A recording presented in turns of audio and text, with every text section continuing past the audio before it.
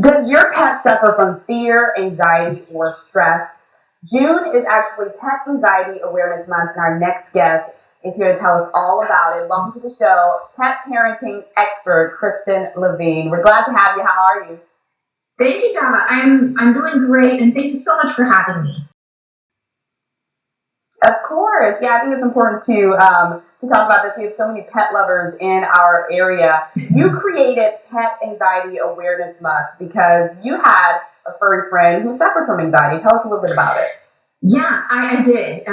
This little furry friend that I'm holding is Tulip. We just adopted her, and she's doing great. She's not suffering from any anxiety, which is wonderful. But I was inspired to start Anxiety Awareness Month because I had a dog named Buck. This is many years ago, but Buck was afraid of everything. He was afraid of thunderstorms, which is pretty common in dogs. He was afraid of, he hated it when my husband or I would leave the house, that's separation anxiety, and he was afraid of going to the vet. He had so many anxiety issues that, we worked for years with veterinarians and, holistic experts to get him the relief that he needed. And I learned so much that I wanted to share it with other pet parents. Awesome. And you are sharing it in many ways. You have Pet Living with Kristin Levine. You have a great resource for when pet parents go back to work. Tell us about those things. Yeah, sure. So I recently created this ebook guide. It's free, called the Pet Parents Back to Work Guide. And I did this with my friends at greatpetcare.com because we were hearing from a lot of pet owners who've been in quarantine. They've been with their pets 24/7, and they were starting to get worried about what happens when we go back to work or back to our more semi-normal routines. What happens with our pets? Well, we want to avoid them developing separation anxiety.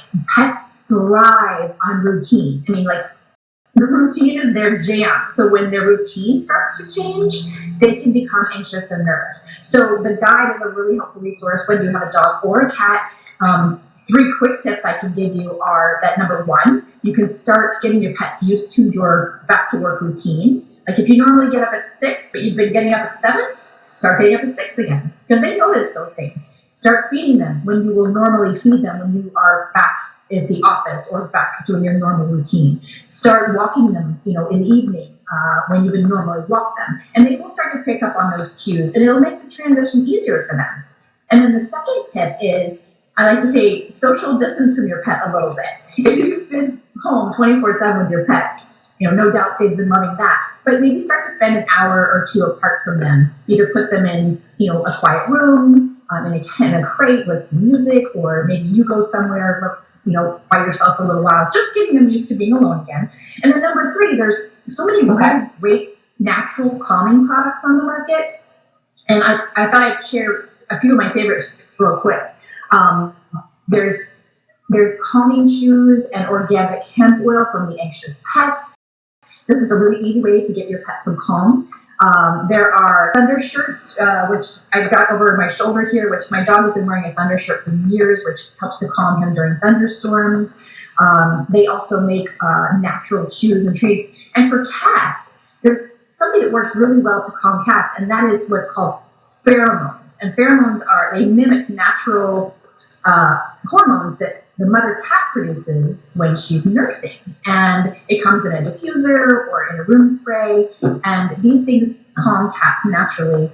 And then one that my dogs really love is called Dog TV. It's actually TV that's programmed for dogs. And it gives them hours of mental stimulation and relaxation.